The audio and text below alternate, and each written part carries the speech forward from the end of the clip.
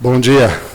Eu queria dividir com vocês uma experiência que, dessa vez, eu não estava tendo a percepção de quanto Deus estava dando oportunidade para simplesmente priorizar a palavra dEle, mesmo sabendo que, nessa fase da minha vida, eu teria muito pouco tempo para fazer isso. Então, para mim, a percepção, a gente vai ver aqui, espero passar para vocês, de que foi um momento realmente bastante difícil da minha percepção dessa oportunidade que Deus estava me dando e daquilo que eu estava pedindo, que realmente eu tivesse tempo para a palavra e o resto tudo seria consequência. E até com base nessa questão de que a Rita acabou de citar aqui, oportunamente essa palavra veio no coração dela, de que a vida do homem não consiste da abundância de bens. Ele consiste, para mim e no meu coração, muito fortemente, o bem que eu tenho é a palavra de Deus, para que eu possa prosseguir a minha vida, começando como um sacerdote da minha própria casa, me preparando para ser um sacerdote da minha própria casa, como o chefe de família, como marido, como pai dos filhos, que aqui já mencionei, tenho 2 filhos, um casal, e tenho visto muito o quanto Deus tem agido na minha vida e continua agindo fortemente na minha vida. Então eu queria compartilhar hoje essa experiência de dar prioridade à palavra de Deus.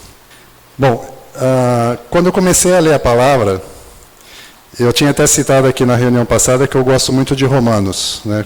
Quando Paulo foi pregar em Roma, já havia uma igreja cristã muito forte.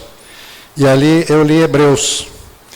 E aí eu vi o quanto eu sou parecido com o povo, os hebreus. Mesmo não sendo judeu, essa carta foi escrita aos hebreus porque haviam judeus convertidos para o cristianismo, mas que estavam voltando para a lei porque simplesmente estavam desistindo do caminho, né, em Jesus. Eu tinha compartilhado uma vez, na primeira vez aqui, algumas ações, alguns milagres realmente que aconteceram na minha vida através de Deus. E eu queria voltar em uma delas, que foi em relação ao meu filho. Eu tinha falado aqui que meu filho, aos 18 anos, teve câncer, e para mim tinha sido até então o maior milagre que havia ocorrido. Para mim, a grande lição que eu recebi de Deus, o quanto eu estava afastado dele. Mas talvez eu não tenha citado, mas aos 3 anos de idade, esse mesmo filho teve meningite. Fomos para o hospital e o médico, ao fazer esses exames, me olhou derrubando lágrimas, olhou para mim e falou: ele está com meningite. Isso para mim, para quem nunca teve esse tipo de sentimento, esse tipo de dor, seria a mesma coisa que você está no avião para pousar, o trem de pouso não abrir e a aeromoça, a chefe da tripulação, de 50 anos, chegar para você chorando e falou: aperta o cinto. Eu também já passei por essa experiência já, certo? Mas é bem experiente, muito parecido. Você não sabe o que você vai fazer. Naquele momento, o que eu fiz foi apelar para Deus, né? Meningite é uma coisa muito séria, pode deixar sequelas, né? Então apelei para Deus. Deus, eu sei que você pode todas as coisas. Eu sei que você pode. Eu sei que você. Olha, já começa aqui o meu erro, né? Eu sei que você pode curar. Eu ainda não admitia que Deus já havia curado meu filho, não é? E com muita força, orei bastante. Meu filho foi curado, sem problema nenhum, sem nenhuma sequela, e parti para a vida normal. Como aquela que eu já havia contado, sempre buscando cada vez mais me dedicar à minha carreira e seguir com a vida. Depois de alguns anos, meu filho teve pneumonia, muito sério também, correndo riscos.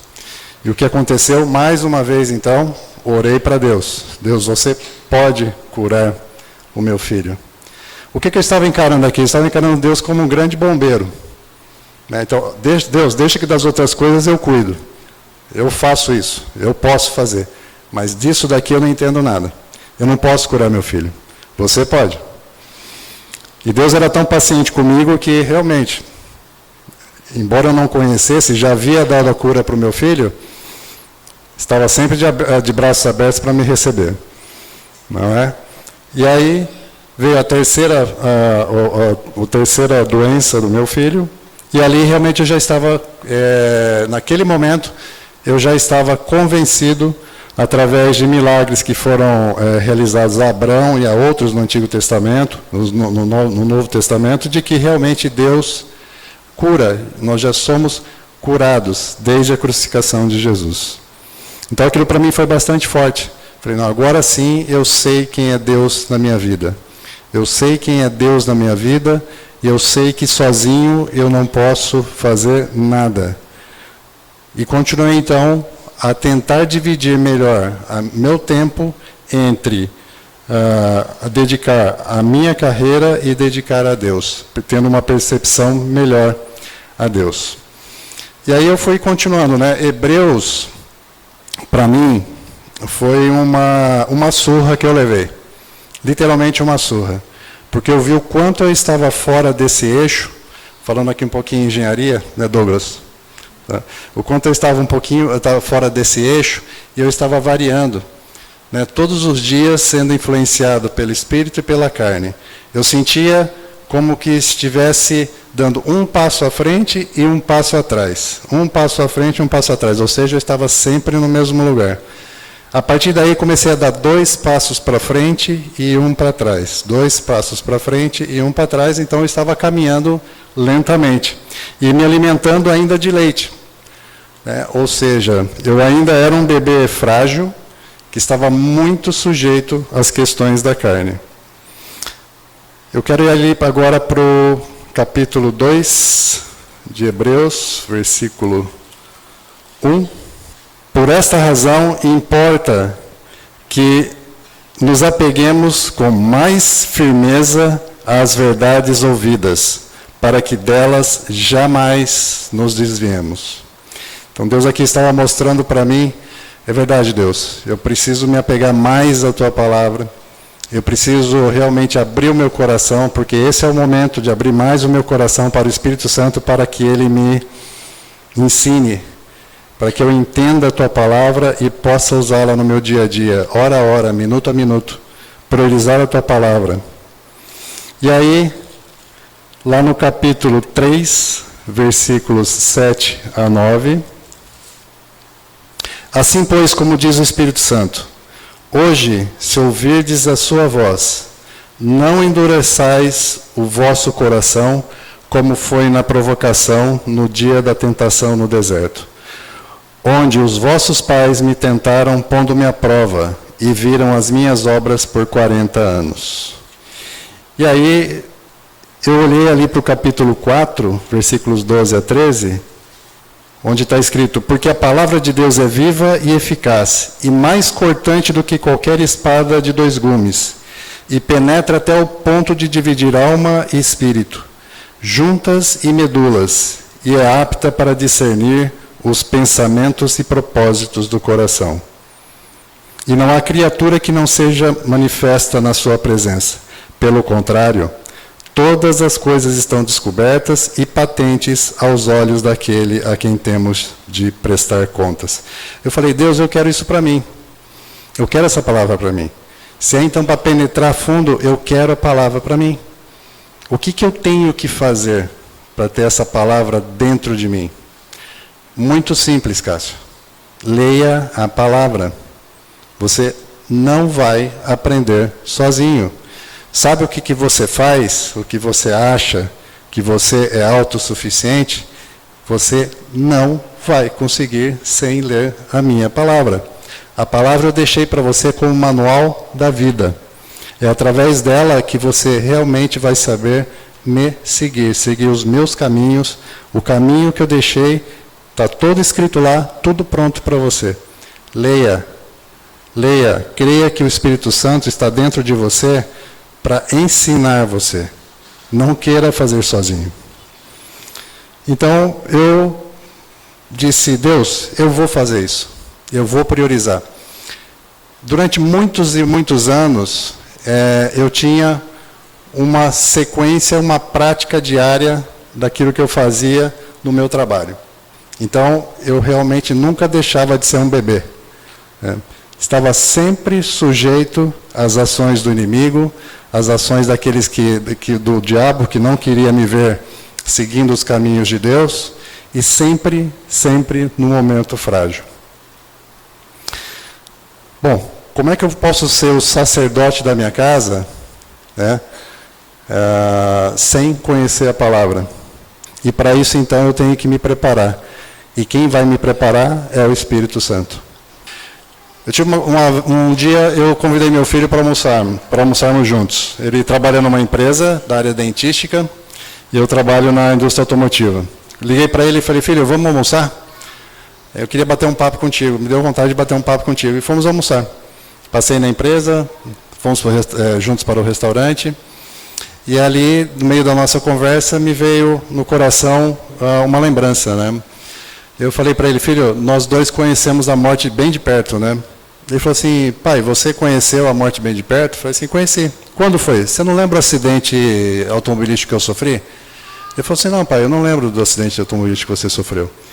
Eu estava indo para a General Motors em São José dos Campos, quando eu trabalhava para a ThyssenKrupp aqui em São Paulo, e nós sofremos um acidente que seria muito grave quando o carro perdeu a direção e estava indo direto para um abismo. Eu me lembro que eu pude pronunciar só 2 ou 3 palavras, muito diferente daquela do susto, né? Ai, Jesus, né? Eu não me lembro as palavras que eu pronunciei, mas foi um tempo muito pequeno e o carro, ele passou, depois eu olhei, passou a 5 milímetros, realmente até fui medir isso, né? Porque eu fiquei tão impressionado, porque o carro, ele deu uma leve inclinada e foi o suficiente para ele sair do caminho do abismo. Ali seria a morte certa para mim e para as 3 pessoas que estavam dentro do carro. Eu falei, você não se lembra, talvez porque você era muito pequeno, né? Você tinha talvez 2 anos, 3 anos, mas eu passei por isso. E você também, né? Ele falou assim, pai, eu nunca conheci a morte de perto. Nunca conheci a morte de perto. Mas como assim que você nunca conheceu a morte de perto? Ele falou, você está falando do meu câncer? Eu falei assim, sim, estou te falando do seu câncer. Você, no estado que você estava, pai, você esqueceu que o médico disse para mim que eu tinha 85% de chances de vida? Eu falei assim, então deixa eu te fazer uma revelação, porque eu pensei que tinha falado para você isso. Eu fui conversar com o médico pessoalmente. E falei, doutor, eu vim aqui para conversar com você abertamente, eu não trouxe minha esposa aqui porque ela desaba toda vez, claro, mãe, né? Ela desaba, então eu não consigo conversar. Então, esse é o momento que eu quero conversar com você. Quais são as chances de vida do meu filho? Ele disse, seu filho tem 60% de chances de vida devido à idade que ele tem. Porque se ele tivesse a sua idade, ele teria menos de 30%. Então, ele tem 60%, mas, sinceramente, eu não estou aqui me posicionando de que o seu filho tenha realmente 60% de vida. Ele tem, no máximo, 60% de vida. Porque tem um problema. Já passou muito tempo. Ele está no estadio 3D, quase no último estadio, e a situação dele é muito grave. Era tão grave a ponto de que, para ele tomar o protocolo de quimioterapia, ele teve que introduzir um catéter pelas artérias, e na primeira tentativa, esse catéter simplesmente não passava, porque estava todo tomado aqui por nódulos, né, por linfomas, e estavam pressionando a artéria. Não havia passagem pelas artérias. Então ele teve que correr primeiramente o risco de tomar os protocolos de quimioterapia antes de colocar o catéter, queimando cada uma das artérias e veias, porque a quimioterapia é algo muito forte, inutilizando essas veias até que realmente fosse aberto as artérias. Eu falei, você conheceu a morte de perto. E eu falei para o médico, o que eu falei para o médico? Eu falei, doutor, você acredita em Deus? Eu falei assim, acredito, eu acredito em Deus. Então você deve saber que eu sei que você é muito competente, mas ninguém é mais competente do que Deus.